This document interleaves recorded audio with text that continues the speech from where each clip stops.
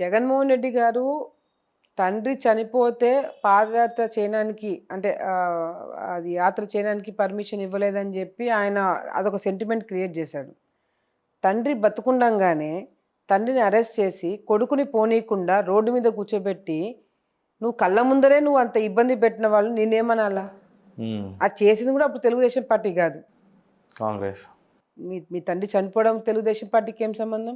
నువ్వు జైలుకి పోవడం ఈ తెలుగుదేశం పార్టీకి ఏం సంబంధం?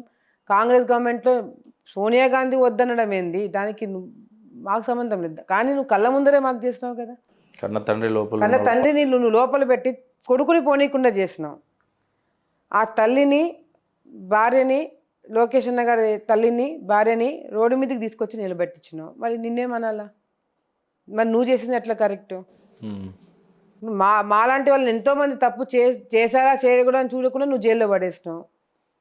మరి దానికి సమాధానం ఏం చెప్తారు? సో ఇప్పుడు చూడండి, రోజా గారు ఎంత అడ్డదిడ్డంగా మాట్లాడినా కూడా, ఏకవచనంతో మాట్లాడుతున్నా కూడా మమ్మల్ని ఎవరిని రెచ్చగొట్టి ప్రెస్ మీట్లు పెట్టి ఆమెను జుట్టు పట్టుకొని లాగి బయటకి తీసుకురమ్మని ఎవరికి చెప్పట్లేదే. కనీసం రిప్లై ప్రెస్ మీట్స్ కూడా కనపడట్లేదు. ఎవరు పాపాన వాళ్ళు పోతారని వదిలేసి మనం రాష్ట్ర అభివృద్ధి మీద కాన్సన్ట్రేట్ చేస్తున్నాం.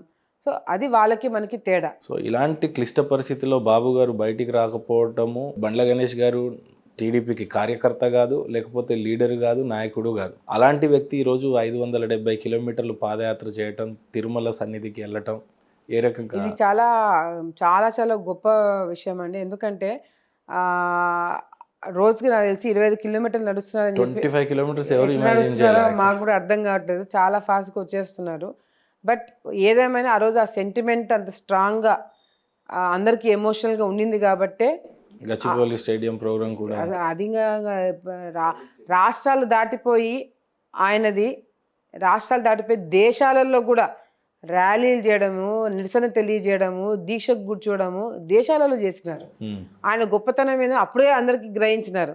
పక్క రాష్ట్రంలో ప్రభుత్వం కూలిపోవడానికి కారణం కూడా చంద్రబాబు నాయుడు గారిని సపోర్ట్ చేయకపోవడం వల్ల వచ్చిందంటే ఇంకా ఎంత స్ట్రాంగ్గా ఉందనేది మనం అర్థం చేసుకోవాలా. సో బండ్ల గణేష్ గారు చేసేది కార్యక్రమం అందరికీ సపోర్ట్ చేస్తూ అందరూ మద్దతు తెలుపుతున్నారు. మానవత్వం ఉన్నవాడు ఎవడైనా సరే మద్దతు తెలిపాల్సిందే. డెఫినెట్గా ఆయన సురక్షితంగా చేరుకొని దేవుడు ఆశీస్సులు తీసుకోవాలని చెప్పి మేమందరం కూడా కోరుకుంటున్నాము. మధ్యలో ఎటువంటి ఆటంకులు రాకుండా సక్సెస్ఫుల్గా కంప్లీట్ చేయాలని కోరుకుంటున్నాం. మీ కాన్స్టిట్యున్సీకి ప్రారంభించినప్పుడు మీ మద్దతు ఎలా ఉండబోతుంది? డెఫినెట్గా మా మద్దతు ఉంటుంది. మొత్తము మేము కూడా మా కార్యకర్తలకు అందరికీ చెప్పి పెడతాము.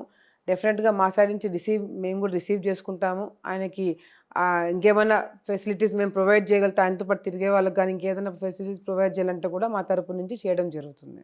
జీవితంలో దశాబ్ద కాలం అంటే 11 సంవత్సరాలు అన్నీ చూసేసాము అని అన్నారు. కష్టాలు, బాధలు, జైళ్ళు, పదవులు లేకపోవటం. వ్యక్తిగతంగా మీ జీవిత ఆశయం ఏంటంటే ఏం చెప్తారు ఫైనల్గా? అట్లా నా జీవిత ఆశయం ఇది అని ఎప్పుడు అనుకోలేదు. అనుకోవడానికి టైం కూడా ఎప్పుడు దొరకలేదు. కానీ బట్ డెఫినెట్గా ఆలగడ్డ, నంద్యాల ఈ 2 నియోజకవర్గాలు లేదా ఈ జిల్లాని ప్రపంచంలోనే అంటే దీనికి ఒక ప్రత్యేకత ఉంది అనేది చూపించేదానికి ఏం చేయగలుగుతామో మేము చేయగలిసిందే.